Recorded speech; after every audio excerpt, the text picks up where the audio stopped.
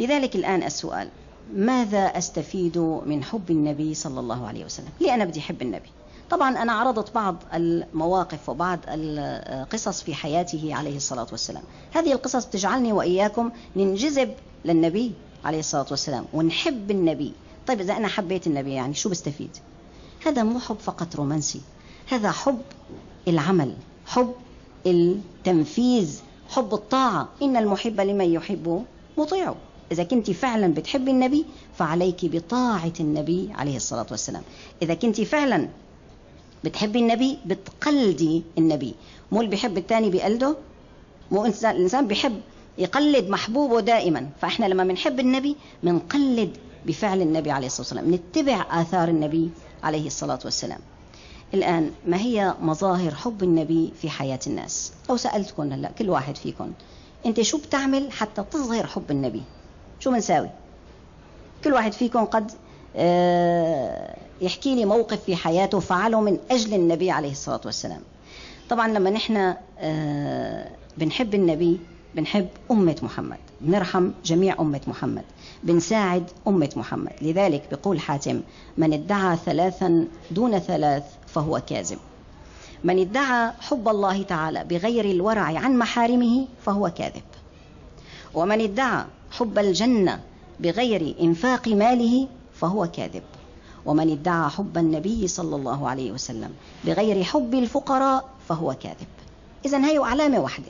إذا أنت فعلا بتحبي النبي جربي في نفسك، يا ترى أنت بتحبي الفقراء ولا بتتكبري عن الفقير ولا بتهربي من الفقير؟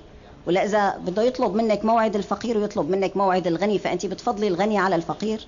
إذا كان هيك في نفسك، اختبرتي نفسك، معناتها أنت ما بتحبي النبي عليه الصلاة والسلام. طيب أنا ليه بدي أحب الفقير؟ أحب الفقير مشان ساعده، مشان أقدم له، مشان أنفق مالي عليه كما فعل النبي صلى الله عليه وسلم. إذا أنا اللي بتمنى منكم إنك تشعري في كل لحظة في حياتك وتشعر في كل لحظة في حياتك إنه النبي معك، إنه النبي مصاحب لك. كيف؟ طبعا مو شيء مادي، إنما شيء روحي، إنما شيء قلبي. لما بتتذكري أعماله، أنت دخلتي مثلا بيت صديقتك، زيارة صديقة لك، تذكري النبي كيف دخل. كان دائما عليه الصلاة والسلام يدخل بالبشر، بالابتسامة. تبسمك في وجه أخيك صدقة. إذا دخل على بيته عليه الصلاة والسلام تقول السيدة عائشة: كان بساما لينا ولم يكن صخابا. أنت دخلتي على بيتك بعد شغل ونهار طويل، جوزك بالبيت استقبلتيه بالصراخ والعياط والعصبية والمواصلات وتعبتي والحر. ليه؟ خلص وصلتي على بيتك، انسي، اخلعي الآلام، اخلعي العذاب اللي كان في الشارع وادخلي بابتسامة حلوة على أولادك. فهون لما بتتذكري النبي عليه الصلاة والسلام كيف كان يدخل بساما ويخرج بساما، بيكون استفدتي من سيرة النبي، بتكون استفدتي من حب النبي صلى الله عليه وسلم. إذن اصحبي النبي معاكي، تذكريه دائما، تذكريه. أنا دائما بقول في دعائي: يا رب دخيلك. يعني طبعا شو الله بيفتح على الإنسان بالدعاء، هذا باب كبير جدا. ممكن يفتح بالفصحى وممكن بالعامي وممكن بالآهات، بأي شيء أنت ممكن تخاطبي ربك وتناجي ربك بأي شيء. المهم أنت توقفي خاضعة وذليلة وتقولي له: أنا ما قصدت سواك، أنا ما قصدت سواك رب العزة، أنا ما خفضت لغير ذاتك جبهتي، أنا عبدك المتضرع يا ربي من سويته وأنرت بالإسلام حالك ظلمتي. فممكن أنت تدعي، فأحيانا أنا بدعي ربي بقول له: يا رب خليك معي. برجع بقول: ما هو الله معي، فبدي أنا من نفسي أنا بدي أكون مع الله. بقول له: يا رب خليني معك، أنا اللي بحاجة إني أكون معك، أنا اللي بحاجة أتذكرك، ما أنت معي على طول. كذلك النبي عليه الصلاة والسلام أنت بحاجة تتذكريه في حياتك، في عملك، في واقعك، كما كان يفعل. افعلي هذه واحدة، وواحدة أخرى: أكثري من الصلاة على النبي صلى الله عليه وسلم في كل حال.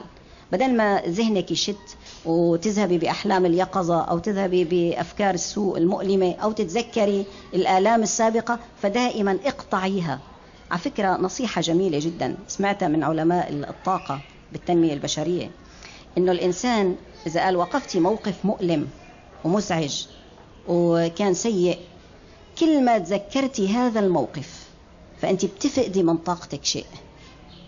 وإذا إنسان آذاكي أو شتمك، كل ما قعدتي وفكرتي بهذه الشتيمة أو هذا الأذى، انت عم تاخدي من طاقتك عم تعطيها إله. فتصور فوق ما وقفتي موقف مؤلم وفوق ما تألمتي كمان الآن لما انتهى الموقف كمان بدك تخسري من طاقتك تعطيها له؟ لا، انسي وتناسي. لذلك أعلى مقام الإيمان لما قال النبي عليه الصلاة والسلام: لا يبلغ العبد صريح الإيمان حتى يعطي من حرمه ويعفو عمن ظلمه ويغفر لمن شتمه ويحسن إلى من أساء إليه. هذا صريح الإيمان، ترتاحي.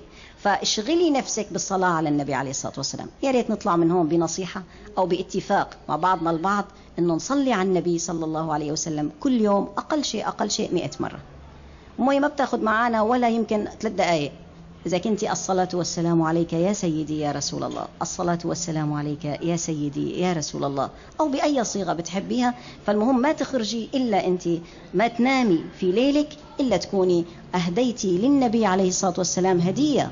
بالمقابل النبي سيرد لك الهدية أضعافا مضاعفة ويشكر لك ذلك. تعرفوا شو يعني الشكر؟